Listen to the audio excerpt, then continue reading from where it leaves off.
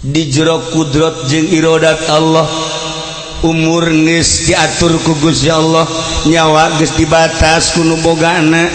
Eueuh anu kaluar tina papasten Gusti Allah, sugihna papasten Gusti Allah, susahna papasten Gusti Allah, sehat papasten Gusti Allah, gering papasten Gusti Allah, kawin jeung teu kawinna papasten Gusti Allah, nyandung teu nyandungna papasten Gusti Allah, nyandung hiji dua tilu opat papasten Gusti Allah, pendek umur jeung panjangna papasten Gusti Allah. Nah atuh jeung make ngarasulah sagala ka Gusti Allah, jak kabeh ge diatur ku Gusti Allah ku kudrat iradatna. Lamun eta ku urang teh dipikir ditafakuran bakal nemah jeung rela ridho kana papasten Gusti Allah. Deuk naon atuh nu dikarasulakeun ku urang, deuk naon atuh nu diingkaran ku urang, jak kabeh ge bakalna balik menghadap ka nu nyieuna. Deuk kumaha? Da Kangjeng Nabi teh tafakur teh eta we bari zikir ka Gusti Allah. Eta eueuh nu ngaguruan ka Kangjeng Nabi mah. Kangjeng Nabi mah eueuh guruna nyaho ka Gusti Allah teh langsung ti Gusti Allah. Teu pernah maca kitab Kangjeng Rasul, teu pernah maca buku, teu pernah nulis. Ummi Kangjeng Nabi teh. Artina ummi teh tara maca, tara nulis. Tapi ku Gusti Allah dibere ilmuna dimimiti samemeh Kangjeng kaditu. Kangjeng memehna zaman Kangjeng Nabi Isa, zaman Kangjeng Nabi Musa, Kangjeng apal kabeh. Zaman Kangjeng Nabi Ibrahim, Kangjeng Nabi apal. Zaman Kangjeng Nabi Enoh, Kangjeng Nabi apal. Dek dongeng naon samemeh Kangjeng Nabi datang ke alam arwah apal kabeh. Sabada Kangjeng Nabi kadieuna, zaman sahabat geus apal, zaman tabiin apal, zaman atba tabiin apal, zaman tahun-tahun berikutnya. Apakah Kangjeng Nabi teh nyahoon bakal Presiden Jokowi? Apaleun. Di Presiden Jokowi, di zaman presidenan Jokowi bakal aya Haji Rusdi emang teh nyahoon? Nyahoon. Apaleun terus datang ka memeh kiamat. Dicaritakeun ku Kangjeng Nabi min alamati saah, ciri kiamat, ciri-ciri de tere kiamat. Dicaritakeun ka kiamat ka Kangjeng Nabi apal. Kangjeng Nabi ngan teu daekeun nyebutkeun tahunangan, ciri-cirina hungkul. Alam kubur Kangjeng Nabi apal dibukakeun ku Gusti Allah, ja ilmuna ti Gusti Allah. Terus mun Kangjeng Nabi nyaritakeun alam kubur, nu meunang kanikmatan, nu disiksa, siksana jeung macem-macem, kemudian engke mahsyar dibayangkeun, dibukakeun ku Gusti Allah, digiringna manusia ti unggal nagara ka mahsyar, narangtung timbang amal nyebrang di jembatan Shiratal Mustaqim, nu ujung-ujungna nu baragus ka salorga, anu garoreng ka neraka. Di nerakana aya anu abadal abidin kafir, musyrik, munafik, aya anu ngan sakadar dibersihan doang engke bakal asup ka surga. Apal kabeh Kangjeng Nabi. Teu kudu maca, teu kudu nulis. Haji Rusdi jeung Haji Masur yang mantak nulis bege lantaran mun teu ditulis jangan mah teu bisaeun. Jeung poho sakitu ditulis ge poho bae. Kadang-kadang tulisannya teu kabaca ku nyana. Parah dahsa. Tulisannya isi tulisan saha cenah ieu. Teu kabaca. Di bebeja ka anakna. Ieu coba macakeun. Isi tulisan nang leungeun apa nang suku bah? Tulisan abahna pada dihina eta. Ya Allah ya Rabbi. Terus mata ulah sok ngadahar ceker kotor. Baheula mah ku ibu urang ku emak ulah ngadahar ceker. Jore nulis. Geus bapak sia jore. Nya jore nulis jore beungeut bapak sia mah. Sok acak-acakan tak emanya. Tah, ulah sok ngadahar ceker ulah. Naon bae atuh ya tungir-tungir ulah. Ulah. Naon atuh mah jangjang sia. Abe bisa kikiplik. Asal anak bagi dari jangjang. Pingping yang abah. Mentok cek emak. Aya anak mah hulu. Jangjang tilok bae bener diberena. Mentak kos kieu ye pibuktina teh. Tilok dibere mentok. Ai kula mah baheula ku ibu dibere mentok mentak ngeunah. sok aja tuh nyana masak. Haji Masuri mah jangjang bae diberena. Atuh eta kos kitu tunggir ge ulah. Tunggir mah tulangan geunah jang Abah. Teh para jamaah kaum muslimin wal muslimat rahimakumullah ya Kangjeng. Nah, lamun cekas hatena teu mamawa dunya, cekas hate teu mamawa makhluk, cekas hate teu mamawa kahayang jabatan, cekas hate teu hayang salian Allah. Oh di jero hate anu nyangkrungan hiji Allah bakal dibukakeun ku Gusti Allah ilmu nanaon hayang sugih tah kuncina maca kitab tah geura baca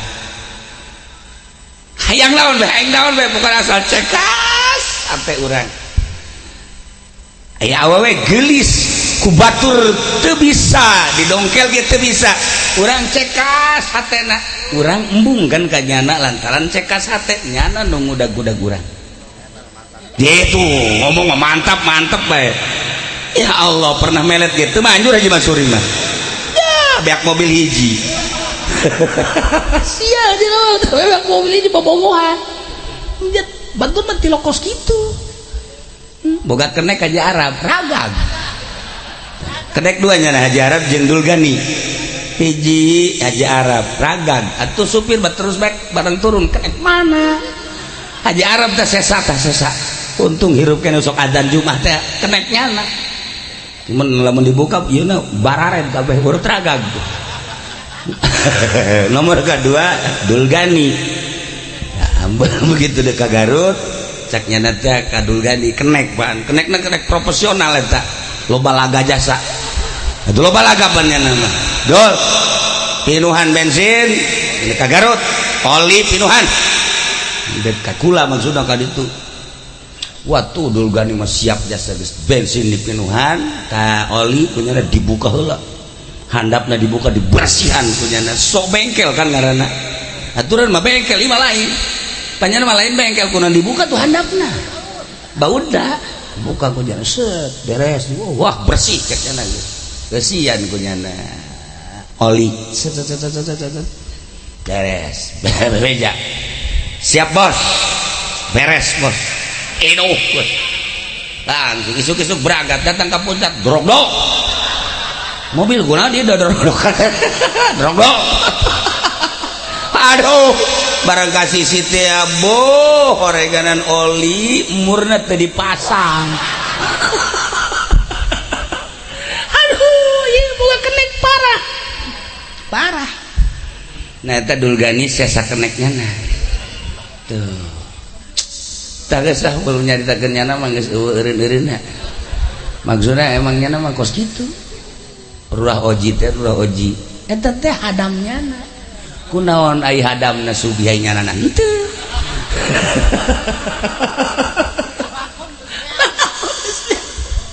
tah ieu hiji kolbu ye ngebersihan kolbu tanpa terkecuali sahabat apakah eta kiai apakah eta ustad santri pedagang pejabat presiden sekalipun bisa ngebersihan hati ya Allah ya Rabb naon bae kadeuleu disebut mukasyafah teh dibukakeun hahalang hijab segala rupa katempo bae eta lah model para wali Allah Tuan Syekh Abdul Qadir mun kapangijeng naon langsung katebak bae sebab mukasyafah katempo gurak-gerik kolbu gitu kene Syekh Maulana Hasanuddin mukasyafah Syekh Maulana Yusuf mukasyafah Syekh Maulana Mansur mukasyafah nu aya di urang atuh eta pandongengna Syekh Syarif Hidayatullah teh bapak Syekh Maulana Hasanuddin Syekh Maulana Hasanuddin itu diinstruksikan babat Banten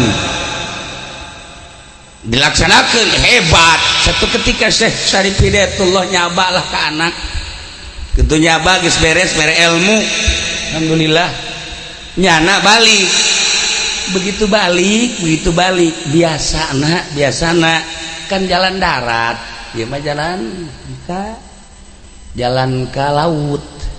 Abah dek jalan laut cek Syarif ulah bah cek Maulana Hasanuddin jalan darat bae entelah abah dek jalan laut bae lah abah ngeunaheun di Banten langsung Cirebon kan ngeunaheun cek Syekh Maulana Hasanuddin bah cek ulah mah mendingan jalan darat bae lah ulah jalan laut henteu geus doana bae abah dek balik berangkat set jalan laut Masya Allah ngaguling parahuna kapalna kena badai kapal kena badai ngeguling atuh Syekh Syarif Hidayatullah langsung dibebet sarua kabeh nyana boga ilmu batur mamaraot nyana langsung napas da ditahan set muncul ke luhur plek napak sancang di luhur laut Syekh Syarif Hidayatullah ngan teu bisa lempang sebab asal napas kelem ke napas angkat deh ngabah di luhur asal napas tekuat kelem ditepuk si babacaan hese nah Syekh Maulana Hasanuddin pan langsung gitu plak plak plak plak bah ceku lagi ulah jalan laut iya kan silaka bah ayo kadi diakep kukula aduh ada gaya sia cenah tuh diakep terus langsung jalan laut set lompat sing cepet atuh cek jana ulah lempang kieu terus digas langsung perem set hibar datang ke Cirebon coba Haji Masuri Haji Bahri atuh ulah waka di laut lu bebeneran heulanan lahnya ulah waka maning kuku cuprakan di empang bae heulanan coba yang nyawa kucuprakan di empang babacaan mah saeutik la ilaha illallahul jalilul akbar la ilaha illallahul jalilul akbar tilu kali ulah napas baca deui la ilaha illallahur rahmanur rahim la ilaha illallah tilu kali napas tilu kali ulah napas dibaca deui la mal baca ku aing gitu engke sian nyobaan hiber ya ini hiber pernah kukula dibere tah coba baca perem nyana ti luhur ka handap la ilaha illallah hayo geuli atuh ngobrus lain hiber ngobrus abah kula mah pernah teh teu kajahoan eta ka Banjar ti dieu kok 2 jam heran kan ti dieu jam 7 8 9 10 geus datang ka Banjar zaman can aya tol supir Pasumantri gideg Pasumantri isi aing bingung cek cenah naik mobilna mobil Cosmasda teh naon tah ngaranna beureum warna sedan isi aing cek cenah isi kumaha sih kok jam 10 geus aya di Banjar tah heraneun nya Pasumantri eta supir orang Curug eta dibaca dek buru-buru ka Jogja jeung Haji Rusdi mamun kula teh jeung Haji Rusdi lancar asal jeung nyana macet bae ieu mah nyana mawa musibah mah heran tah ilah kajian Nabi meme umur 40 teh dibere resep nyorangan lamun urang hayang wau jeung Allah can dibere hirup nyorangan can dibere resep sorangan mal jadi kudu dibere resep hirup nyorangan heula lamun geus dibere nyorangan resep karak nanti ka ibu-ibu ya ka ibu-ibu besi boga salaki nyorangan nah ye asana ye sarua jeung nu diceramahkeun ku kiai teh ye resepkeun masalah ieu nya teh antepkeun ku urang antepkeun sorangan diantepkeun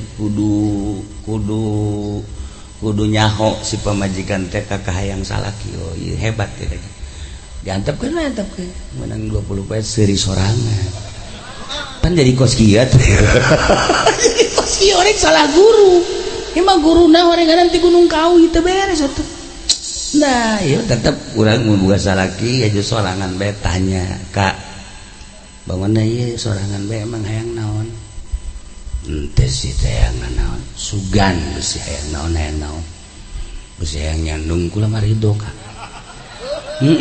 mumpung hirup kene jeung mukung ora kene jeung kakak mumpung maju dikira deui mobil urang boga imah geus bagus usaha atuh geus tah ieu mah dikira deui ngamalkeun ayat rubaa teh rubaa sok aya kan dina aya nikahkeun teh sok dibaca ayatna teh naon gara fangkihu ma balakum minan nisa'i masna wa thulatsa wa ruba' henteu kakak nyandung ayo kula mah ridho henteu geuneuk maleuk mah kula mah ieu geus ridho jasa ridho malah dianter ku kula cak salakina bener tah sia tah yeuh ya bener horeng mancing pamajikanna bisaan horeng hayang nyandung gede laga sia tungtung na orang dicarekan ya Allah ieu mah kieu cak salakina bisaan tapi cak Haji Masuri saya Masuri mah ya aing mah ieu sebenarnya mah lain naon Hajiwati ngalaksanakeun parentah Allah haju menang ilham oh hebat Nabi kapan Nabi boga wahyu aing ge meureun kulantaran di masjid bae ieu jadi beureun Allah mere ilham cak ilhamna teh aing kudu nyandung kumaha Hajiwati aku salah cak Hajiwati aya bener-bener ilham mah ngan aing ge ieu cak Hajiwati kebeneran tak kamari diberi ilham ku Allah kita ngampak hulu sia wah gaduh ilham tuh beres ya ayo sia aing bege boga ilham ceknya wah nges cak Haji Basri nges gaduh ilham tuh beres mah kos mah ya atuh aing dek nyandung malah bebe Haji Masuri teh mah kos kitu mah rahasiakeun oh dirahasiakeun pernah geus dirahasiakeun tetep kaambe intel pasar kemis mah serse teh sakana nu maot suta atuh eleh ku Hajiwati mah suta mah teh mah serse lah sama ku Hajiwati mah irungna seukeuh para jamaah kaum muslimin wal muslimat rahimakumullah nah ieu Kangjeng ye datanglah ke umur 40 tahun Masya Allah hasil daripada uzlah Kangjeng teh membawa buah turun malaikat Jibril alaihissalam ditangkep Kangjeng Nabi ya Muhammad Iqra cek Kangjeng ma'a Nabi Qarin Iqra baca ma'ana biqari'in kula teu bisa maca Iqra ma'ana biqari'in kakarak dibacakeun ku malaikat Jibril Iqra bismi rabbikal ladzi khalaq khalaqal insana min 'alaq Iqra wa rabbukal akramul ladzi 'allama bil qalam 'allamal insana ma lam ya'lam didinya malaikat Jibril langsung ngalepaskeun Kangjeng langsung kaluhur hibersa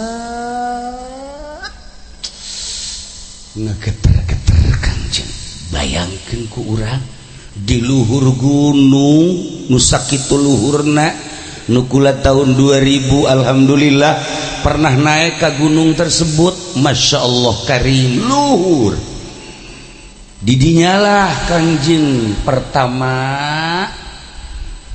di turunan wahyu anu kadenge ku urang Iqra bismi rabbikal ladzi khalaq Kangjeng Nabi turun ke Siti Khadijah zammiluni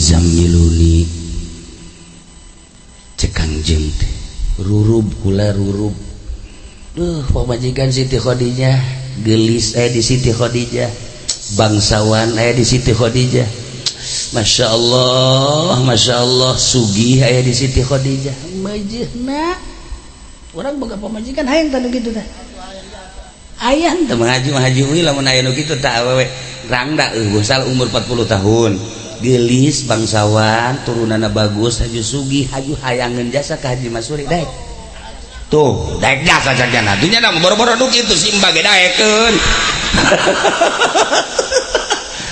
orang Tegal ge nya terus bae ya Allah ayeuna orang Brebes mah pancarang nu hideung carang nu putih itu bukan ngangon bebek kan Brebes mah itu tak eta kan lo cak orang Brebes teh bo enak aja tuh kiai nih kulit saya putih padahal hidungnya dari sana. Tah Kangjeng diangkat jadi rasul umur 40 tahun. Berjuanglah Kangjeng, Masya Allah. Bayangkan ku urang perjuangan Kangjeng anu tadina sesembahan orang Arab saat eta kadeuleu pangeran teh bentukna batu ku Kangjeng Nabi teh tita ulah nyembah ka batu kudu nyembah ka Allah. Sementara pangeran nu kadeuleu batu kita ditinggalkeun kita nyembah ka nu teu kadeuleu endeu kumaha teu puyengna.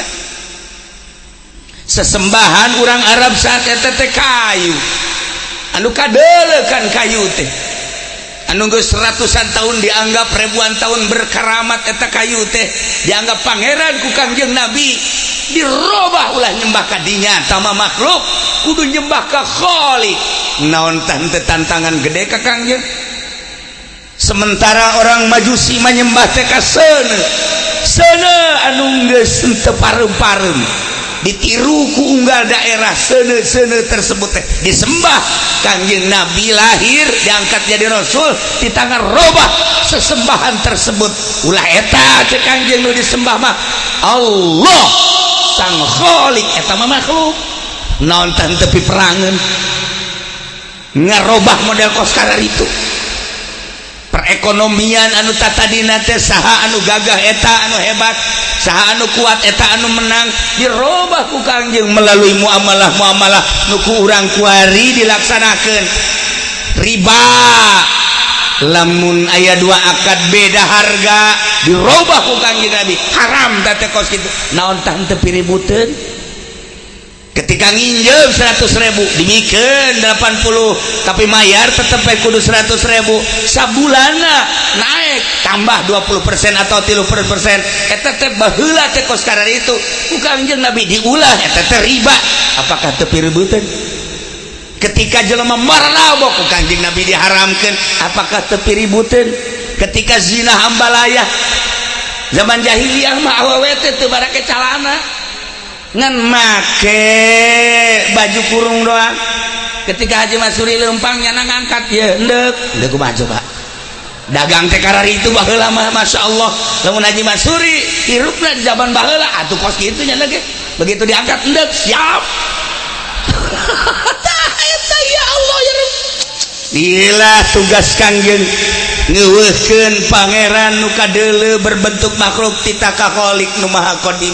Ngeuweuhkeun muamalah ribawi anu kudu ditablegkeun ku Kangjeng Nabi. Naon teh teu piributeun perzinahan jeung pemabokan nu sakitu luar biasana kita dieuweuhkeun. Kangjeng Nabi tapi teger jeung tenang bae sebab dibere wahyu ku Gusti Allah Subhanahu wa taala. Ngahareupan jelema-jelema nu dangkal seperti eta ngumantak mulai ti kalangan handap heula nu iman teh ka Kangjeng mulai hiji dua bangsa ka kentong nama Abu Jahal, Abu Lahab, Abu Sufyan, berikut Abu nulaina har hese teh nu garit eta lah bibit-bibit pi perangeunana. Bayangkeun ku urang ngarobah sesembahan atau lain letik-letik masalah. Nah, kumata Kangjeng Nabi 13 tahun Kangjeng Nabi berjuang di Mekah, alhamdulillah berhasil dengan insan optimal. Kita hijrah ke Madinah, di Madinah 10 tahun atau 11, maka wafat Kangjeng Nabi teh di Madinah. Geus lamun hijriahna 570 lahir tambah 13 teh 40 tahun jeung 13 tambah jeung 10 tahun jadi seberapa? Berapa ratus? 34. Bener tante sih. Aku mesti salah bae mah hitungna. Jadi 600 tahun Masehina, tahun Hijriahna tahun 11. Sebab timimiti hijrah ke Madinah. Disambutlah Kangjeng Nabi ku urang Madinah nu kamari dicaritakeun. Tala'al badru alaina min zaniyatil wada wajaba syukru alaina mada'a lillahi da barang tala'al badru alaina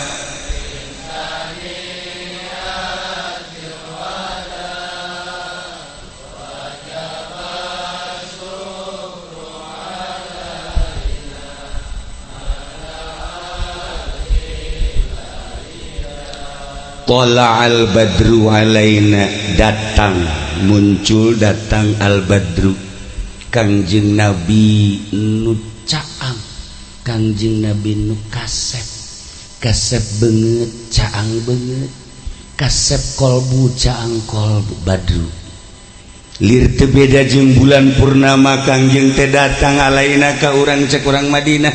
Tala'al badru alaina, datang min saniatil wada ti arah saniatil wada, kampung datang ngaranna kampung saniatil wada. Wajib syukru alaina, wajib urang terima kasih ka Gusti Allah kadatangan bulan purnama.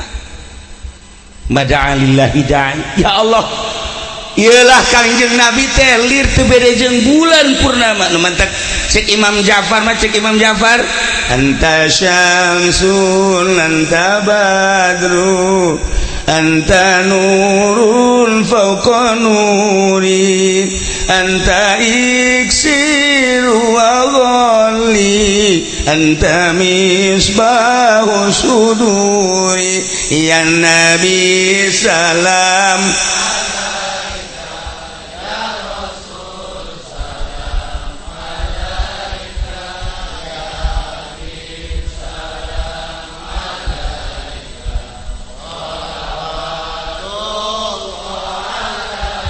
anta syamsun anjeun teh Muhammad lir teu beda jeung panon poe. Anta badrun anjeun teh Muhammad lir teu beda jeung bulan purnama. Anta nurun fauqa nurin anjeun teh seperti cahaya di atas cahaya. Anta iksiru anjeun teh lir teu beda jeung kayu iksir Muhammad. Anta misbahu sudur anjeun teh seperti lampu penerang jiwa. Oh hebatnya serta Imam Ja'far Al-Barzanji ketika peting poek padon poe nyorot, ya Allah ya Rabb. Haji Masuri kadeuleu, Haji Wati kadeuleu, Haji Rusdi kadeuleu, kah kasepna teh kadeuleu. Nyana teh asa kasep bae cak nyana. Wallahu alam cak halayak ramai mah. Tuh Haji Bahri bau jangan geus kota tang koteteng ben mantakan nyandung yang ngarasa kasep barang di deuleu ya Allah. Sakitu kaayaanana. Pas-pasan. Teh Kangjeng mah ya malah anu ngabandingan. Kangjeng Nabi moal anu ngabandingan anta syamsun anta badrun. Tapi eta malah panon poe jeung bulan mangan sakadar nyaangan jagat. Kangjeng Nabi mah nyaangan jagat raya bisa nyaangan kolbu kanyahoan nyaangan jagat raya emang kumaha. Siti Aisyah nuju ngaputan peting jam 9 begitu ngaputan lampuna parem otomatis jarum naragag plek. Bingung Siti Aisyah, lampu parem jarum ragag. Cek Siti Aisyah teh aku mah ieu neangan jarum besi katincak teh dikrami ngomong teu kuari. Teu kumaha ieu Kangjeng Nabi jol Kangjeng Nabi Masya Allah kamar caang katingali Siti Aisyah na katingali naon aya di kamar atuh katingali jarumna. Kangjeng Nabi senyum-senyum memang ningali neangan naon gitu jarum ragag emang pan lampu parem aja katingali kunaon ku cahaya Tuhan seuri Kangjeng ngapaleun padahal mah Kangjeng ku cahaya Tuhan anta syamsun anta badr. Urang di jero kamar caang jol Haji Masuri poek perasaan teh melegpeg bae poek. Ya Allah ya Rabbi eta mah pembawaan meureun nya moekan jagat. Ya kali ya Allah Kangjeng mecaang nu paling hebat cacaan Kangjeng Nabi talin eta nyorot fi dunya wal akhirah. Ieu kabeh cacaan Kangjeng Nabi, aya dunia cacaan Kangjeng Nabi, aya urang cacaan Kangjeng Nabi, aya akhirat cacaan Kangjeng Nabi, aya surga cacaan Kangjeng Nabi, aya neraka cacaan Kangjeng Nabi. Moal diomongkeun ku Gusti Allah, hadis qudsi diucapkeun ku Kangjeng, laulaka lama khalaqtul aflaq. Mun teu aya anjeun Muhammad, mun teu aya anjeun Muhammad, kaula moal ngadamel jagat raya. Berarti jagat raya teh cacaan Kangjeng Nabi Muhammad sallallahu alaihi wasallam. Nu paling hebat cacaan Kangjeng Nabi tina bodoh sorot ku sinar Kangjeng pinter, nu bengkok sorot ku cacaan Kangjeng Nabi jadi lempeng, nu tatadina teh nyaho ka pangeran sorot ku cacaan Kangjeng Nabi jadi nyaho ka pangeran. Nu paling hebat mindahkeun ti neraka ka sorga. Ieu kan luar biasa. Cacak-cacak eueuh sinar Kangjeng Nabi di Cilongok. Di Cilongok mah Bandar Koprok di Cilongok, dalang aya di Cilongok, anu sok ditiup oe teh naon eta? Naon trompet naon eta ngaranna? Trompet tatangganya aya di Cilongok. Ayo coba naon eueuh. Pokona Raja Gapleh di Cilongok, Raja Remi di Cilongok, eta Haji Patin teh mantan eta kos kitu bau lain lalagaan keris ge atuh bisa dicokot ku urang. Waktu lamun bulan mulu deta di Pandian keris Haji Masuri, keris Haji Patin, pohara. Tapi kasorot ku sinar Kangjeng Nabi, ya Allah keris dipiceun punyana, tasara dipiceun. Ih, ku ari baru di Cilongok geus eueuh nu mabok, geus eueuh nu main remi, eueuh nu main batur remi teh naon gara? Naon gara? Gapleh tuh siapa nyawa? Jahoan sok berenya. Koprok kasih orang sinar Kangjeng Nabi Muhammad sallallahu alaihi wasallam. Nu tatadina di ka neraka kasorot ku sinar tinggalkeun jadi ka sorga. Lamun urang encan kasorot ku sinar Kangjeng, aya nu nawaran ka urang ye, nu nawaran ngridit, menawaran kreditan, tah lantaran can kasorot ku sinar Kangjeng daek. Tapi nu geus kasorot ku sinar Kangjeng, heuy haram neraka jahanam. Tah lamun nu ngridit can kasorot, lamun nu teu ngridit kasorot. Misalnya jam 10 beuting poek aya sinar remeng-remeng jol aya awewe. Lain cara urang etek lain. Etek mau malah nu geulis. Kawaron malah nu geul jore. Nah, carang nu geulis timbul ti kawaron carang. Lamun kitu mah Cilongok mantep. Gareulis urang Cilongok mah. Tapi lain penduduk asli. Tah, geulis misalnya ye. Aya we geulis lah pokona kurang mana bae. Dia sengit nya geulis. Datang misalnya ke Haji Masuri. Hajunyana bubuka bajuna, buka jadi buka, kutangna dibuka, waduh, haju sempakna dibuka, ngangsongkeun diri ka Mang Haji Masuri, ceknyana abdi rangda, ieu mandek sodakoh bae ka Mang Haji. Nah, kira-kira muat Mang Haji kira-kira. Mikir-mikir ceknyana, wah sinarna leutik. Anak buah Haji Patin kos kieu ye henteu tegas teh gitu kan, cuma mikir-mikir cenah parah. Berarti jerona mah hayang awak aya ban dicabut di masinar. Nah moda mikir-mikir kene coba ka Haji Bahri bisa datang aja bisa ditihela bae wah ieu mantep cenah ieu mah barang disoratan ceknya ieu kula rangda geus aya berenang 10 tahun mah ieu menek sodah pokobe ka Mang Haji Bahri langsung ka dieu sia cangkup eueuh sinaran jasa tah mah. Aduh komo ka Dulgani mah kakarang can dibukaan gua geura buka oh tah masa kumaha orek koros. Atuh beres eta lamun eueuh sinar. Tapi lamun aya sinaran nyana datang, ada apa ibu mbak? ini saya mau sodakoh. Sodakoh apa? Sodakoh diri saya gratis lillahi ta'ala. Budak gratis lillahi ta'ala. Begini mbak, saya kan udah ngaji mbak, sebelum nikah ini kan haram, padahal mah ini geus kieu bae. Si badage keong bae, haram mah haram, tapi kok itu bangun. Urusan bangun mah lain lagi. Midnight ya. Ayah mah ayah sinaran moal kajian kuku mage moal, tapi lamun urang ngadenge pejabat DPR Marawa Gundi, kula lamun nyaritakeun kos kitu nyaho seputar para pejabat insyaallah, nyaho seputar para pengusaha, nyaho insyaallah lain lalagaan nyaho. Ieu nu ngaji teh ngaji aya bos ngaji kuari babaturan anak keluarga Pak Harto ngaji kuari kadi nyana nyaritakeun seputar kahirupan nyana jeung rekan-rekan. Wau kabeh.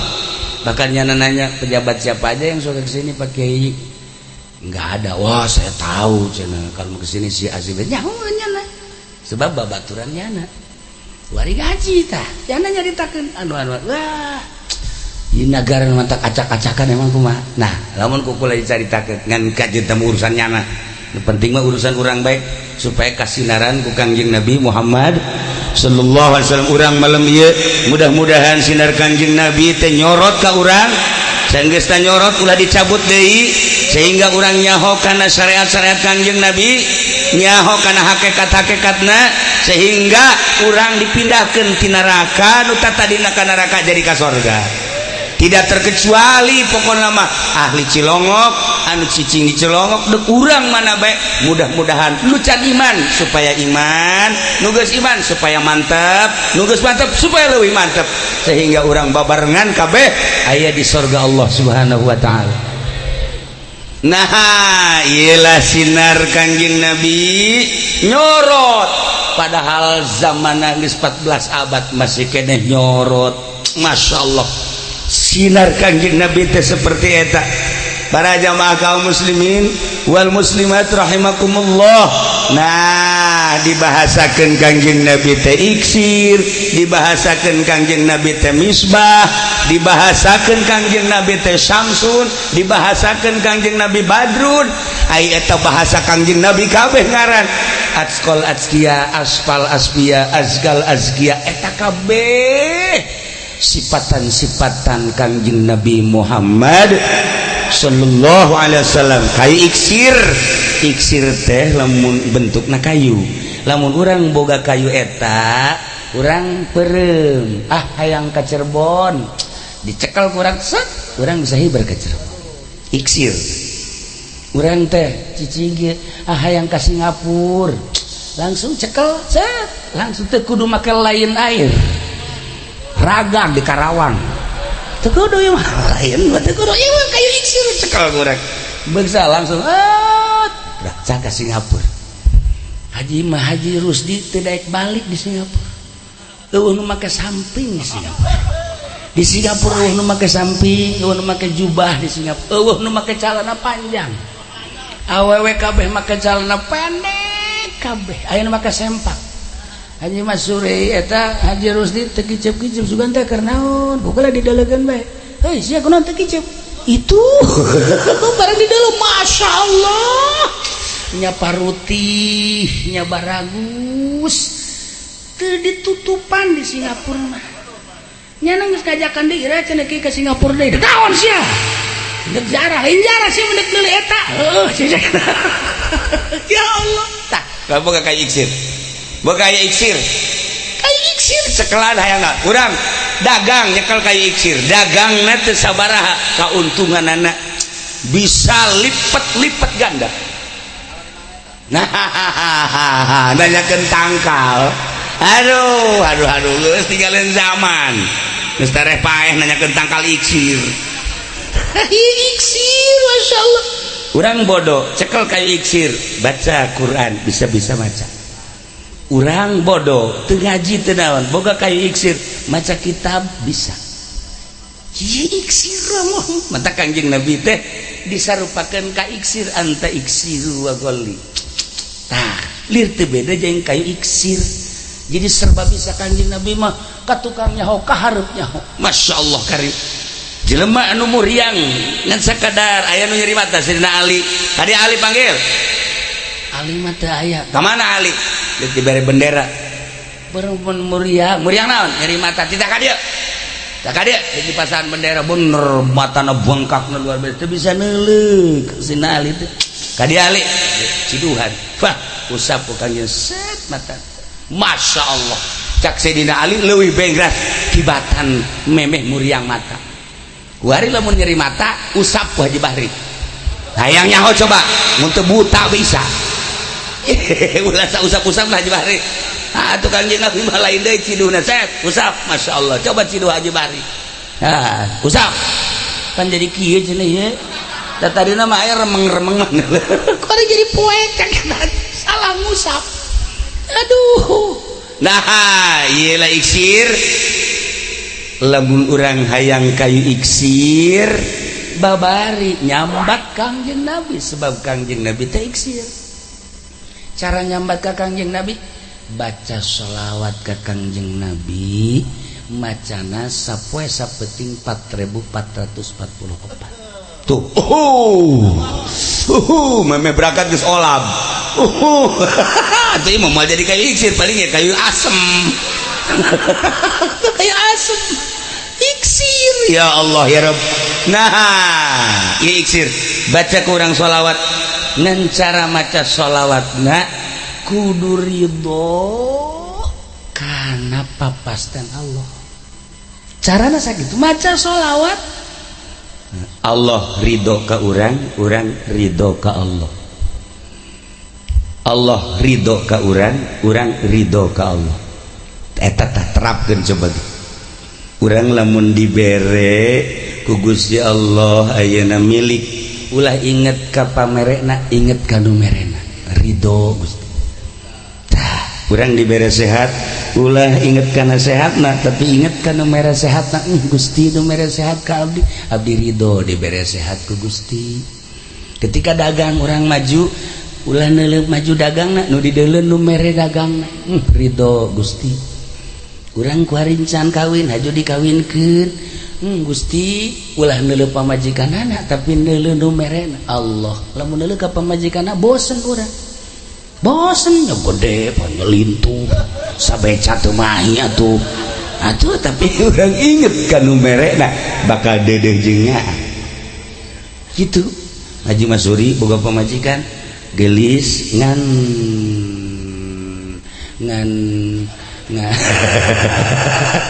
capetang teuing atuh can datang geus ditanya eta kan capetang teuing ngaranna nah eta takos kitu tah ulah neuleuh etana neuleuh nu merena ieu teh pamere Allah ridho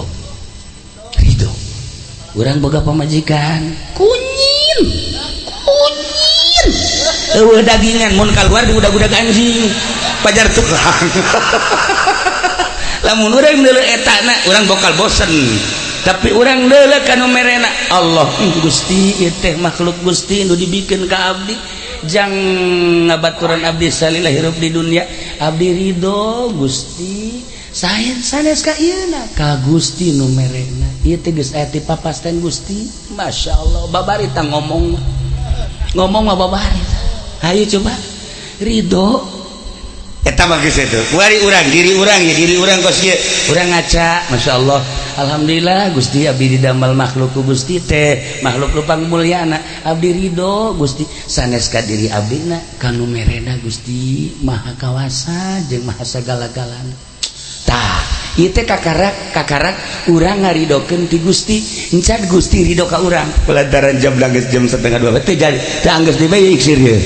iksir teh anggeus dibae wah taun hareup asana ieu mah ieu kakarak datang ka ridho doang tah encan ridho urang ka Gusti ridho Gusti ka urang bakal dicaritakeun ridho Gusti ka urang teh kumaha emang sebenarnya ridho Gusti ka urang atuh lamun Allah teu ridhoeun ka urang emang kumaha disiksa ya urang tapi Allah ridho. Nah sababaraha macam ridona moal kabahas setengah 12 asana sate tiis. Para jamaah kaum muslimin wal muslimat rahimakumullah, mudah-mudahan urang kabehan baroga iksir kasorot ku sinar Kangjeng sehingga leuleus hate urang nu tadina urang dek maksiat jadi urang embung kana maksiat, ninggalkeun maksiat sehingga urang daek taat ka Gusti Allah Subhanahu wa taala. Iyalah jelema anu geus boga iksir Tuan Syekh Abdul Qadir Al-Jilani nu minggu isuk teu minggu deui nu bakal dirayakeun haulna eta mah langsung iksirna ti Kangjeng Nabi dipasrahkeun ka Tuan Syekh. Lalakon iksir lamun kukula dicaritakeun iksir nu dicekel ku Kangjeng dibikeun ka Tuan Syekh. Aya bahasana ya Gausal A'zam. Ya Gausal A'zam aya 40 bahasa ya Gausal A'zam. Ialah iksir panjang teuing dongeng kadinya nu jelas mah malam ieu malam terakhir kula diamanatan ku Haji Rumdani adik kula. Haji ieu kan terakhir rada panjangan cenah. Final caknyana mantap ke terakhir tah. Terakhir jadi orang jam 1 kurang seperempat. Dicukupkan sakieu lalakon iksirna ke orang sambung dari tahun hareup ngaji wi mudah-mudahan panjang umur. Catat iksirna datang ka mana tadi ridho ke tinggal nyaritakeun ridho na ridho urang jeung ridho Gusti. Aya dongeng-dongeng ridho anu luar biasa mengenai iksir.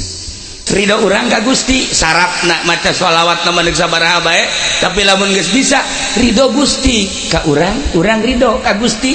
Masya Allah ieu bakal jadi iksir urang.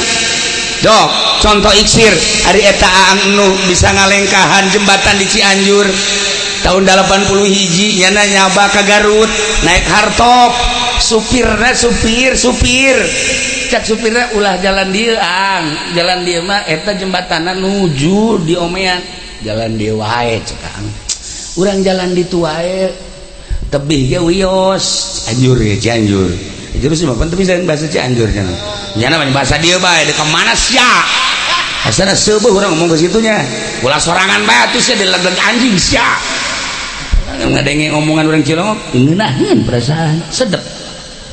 Awas ya ayo ayo Garut mah lain deui Garut mah mantep tah citaan teh jalan deui wae ih jembatanana nuju di Omel wios sanes wios kitu janten teu aya papalangan teu tiasa ka ditu wios ceuk rai jalan di nya bae atuh supir terus bae ge waduh cek supir ieu mah ngubrus kabehan lah mobil ieu hartop datang tah angna kan peureum bae nya terus ieu jembatanna putus terus gas ieu sanes gas kitu tah ya jembatan gas segala gas cak supir teh aing kuari paeh ye gas pokona nuturkeun ka ang bae digas ku nya set hiber mobil hiber angna geus kieu bae terus beres eta entos jebrang entos bangun kaget teh gitu eta saha nu nyebrangkeun aya iksir Masya Allah kan lamun dicaritakeun seputar jelema nu geus boga iksir loba di urang loba lain lalagan kula dicaritakeun di Tasikna ti Garutna terus ke Bandung terus ke Sukabumi Cianjur Bogor sanajan di dieu Tangerang nu geus baroga iksir terus ka dieu ka Serang ka Pandeglang nyaho insyaallah nu araristimewa boga kayu iksir wiridana sholawat cuman kudu ayat ridho Gusti ridho urang sambungkeun ridho Gusti jeung ridho urang tah encan ieu bahana bangsa 2 jam deui karek geus iksir ngaji 2 jam deui lain kajen kitu tah insyaallah dipending anta syamsun anta badrun anta nurun fauqanun anta iksir wa wali anta misbahus suduri ngal jadi kakarak naik datang ka iksir teh orenganan urang ngemat nu boga iksir ya ne Kangjeng Nabi syaratna urang kudu ridho urang ka Allah Allah ridho ka urang ya Allah ya qabl ka kejadian mangke para raeh nu kuari mah nu iman nu henteu geus aya ti dituna kuari keur meujana perang di Indonesia khususna umumna di dunia perang melalui fisik tingali di Irak tingali di Suriah tingali deui baheula di Libya perang melalui fisik belah dieuna perang melalui ideologi perang melalui politik perang melalui ekonomi urang kuari keur diperangan ku Yahudi jeung Nasrani melalui politik urang geus sengkleh melalui perekonomian urang geus sengkleh dengan cara-cara ekonomi Nasrani diasak datang ke lembur-lembur Indomaret itu Alfamart dan berbagai si maaf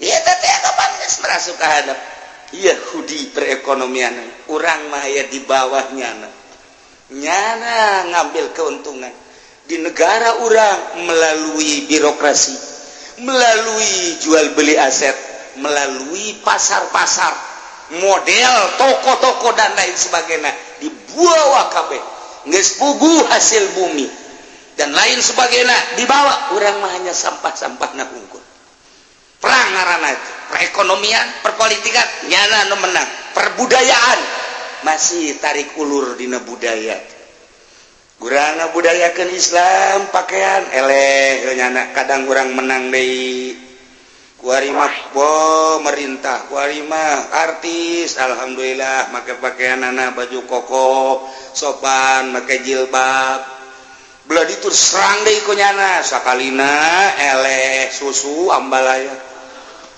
ping kemana-mana artinya kemana-mana gejala mana kemana ping-pingna kemana misah burung gitu awakna di mana susuna di mana budaya model gos kare itu tarik ulur terus mantak ieu nu dihanjakalkeun urang mempertahankeun budaya Islam melalui uraian Al-Qur'anul Karim anu diijmakeun ku para ulama geus jelas ieu salat tata carana adab-adabana kieu dirusakna ku orang-orang anu deukeut ka Yahudi mudrat tidak usah pakai baju gamis itu mah budaya Arab cekna kita mah biasa aja di Indonesia mah pakai baju batik pakai baju dan lain sebagainya kos gitu naon bedana jeung Yahudi tarik ulur nya teh nu kos kara itu teh encan aya mutlak menang mah sebab lo pakai neh berkeliaran di Tangerang Ki Haji make sorban make kopiah make jubah waduh bisa tukangeunana momonon di mana ya wajar juri gitu sebenarnya mah tapi aya ge nu kuat di Cianjur kadeuleu masih kuat di Bandung ge masih kene anu kuat rakyat mah santri kitu urang lembur masih kararuat ustadna make kaos kitu make kopiah mantak nyana cangcaya ka ustadna aing ye nuturkeun ucapanana sementara nyana mah nuturkeun Yahudi geus bae cangcaya tak ka kiai-kiai nu kitu ieu urang mah masih kene tungtungna nyana membabi buta bae nyalah-nyalahkeun ka urang padahal mah aya di diri nyana sebab nyana tasabuh jeung kafir masih tarik ulur perpolitikan urang eleh perekonomian urang eleh perbudayaan hampir eleh terus kabelah dieuna urang pendidikan geus hampir eleh diserang terus ku Yahudi terus nah kaharepna wallahu a'lam ikan perang ngaranna terus ieu masarkeun ieu wow pasaran teh lain di pasar terbuka bae di internet woi pasaran-pasaran di internet teh geus jualan samping jualan baju jualan jubah di internet geus penjualan kitu keramik jualan teraso dan lain sebagainya ka jualan si eta ya di internet mah jualan si eta tinggal klik waduh nomor teleponnya berapa sih harganya oh iya langsung tek oh iya siap tahun baruan di mana oh iya kita di Bali saja oke lah ketemu nanti di Bali oh aja gitulah amarita kejadian udah nggak usah ke Bali kita situ aja Cipanas ya udah Cipanas saya booking 4 dah jangan 1 waduh banget iya bos sekarang itu ika karek dalam rincan anu di luar negeri anu liburan di Singapura anu liburan di Thailand anu liburan di Bangkok anu liburan anak terus ka ditu ka Timur Tengah dan lain sebagainya, nu ka Eropa nu ka Amerika, wallahu a'lam. Kumaha meureun cacak liburan di urang ge seperti kos karari. Komo di ditu mah ieu keur perang terus perang. Nyana kuari keur ngibarkeun bendera Yahudi, ngibarkeun bendera Nasrani melalui dakwah Nasrani terus nyana. Dakwah terus-terusan, urang ge dakwah terus-terusan. Terus adu kekuatan tentang dakwah Nasrani, dakwah Islam ge dakwah. Urang mayoritas Islam, tetapi suara Kristen kok begi unggul amat. Nyana minoritas di urang, tapi seakan-akan okos mayoritas. Urang mayoritas, tapi seakan okos minoritas. Aneh. Ulah aneh, sebab negara urangna henteu ngiblat ka Al-Qur'anul Karim, henteu hudan wa rahmatan liqaumi yu'minun, teu make Al-Qur'an. Terus bae terus. Wallahu alam bakal datang ka manang ke wallahu alam. Saha nu kuat terus bae. Geus berbagai isu diisukeun lah, mujahid fisabilillah isulah tentang ISIS, isukeun tentang teroris. Urang mah ieu geus macem-macem. Teu meunang dakwah teh asal dakwah keterlaluan teroris, dakwah keterlaluan ISIS. Endeu kumaha coba. Geus kos kieu kaayaanna teu kaluar tina aturan-aturan Allah, urang hirup di akhir zaman seperti kieu. Tetep urang mah aturanana hudan wa rahmatal liqaumi yu'min. Tenungguan manehanana kecuali kana ta'wilan Al-Qur'an hayang nyaho engke pararae kiamat. Sanggeus kiamat engke diganti bumi teh urang dibahas dihudangkeun ti kubur ngaranna baas. Idinya bakal digiring ka mahsyar kakaraknya ho aslina Al-Qur'anul Karim. Yauma yati ta'wiluhu yaqulul ladzina nasuhu min qabl. Begitu dibariskeun jaga di mahsyar teh, kemudian kadeuleu timbangan tidinya kakarakanya hoan tawilan Al-Quran ternyata nu baheula dicaritakeun ku Nabi Muhammad, ku Kanjeng Nabi Muhammad dicaritakeun ku penerusna para sahabat, dicaritakeun ku para tabiin, ku atba tabiin, terus dicaritakeun ku warasatul anbiya, ulama nyaritakeun tentang isi kandungan Al-Quranul Karim kadenge baheula ku kafir Mekah belah dieuna ku seluruh kafir saantero. Anu di Amerika kafir ngadenge, nu di Inggris kafir ngadenge, Jerman, Jepang, di Hong Kong ngadenge kabeh, termasuk di urang di Indonesia kafir teh ngadenge karena penjelasan Al-Qur'anul Karim nu nyana ge sarua bae. Coba buktikan nanti di akhirat. Begitu pae kakarak yauma yati ta'wilu, barang datang dina poean takwilan Al-Qur'an ya poe kiamat. Di mana poe kiamat teh kapan engke dijelaskeun ku Al-Qur'an, lamun bae manehnana akur jeung aturan-aturanana nu bener perintah dilaksanakeun, nu salah dijauhan. Waduh, na janji Allah surga.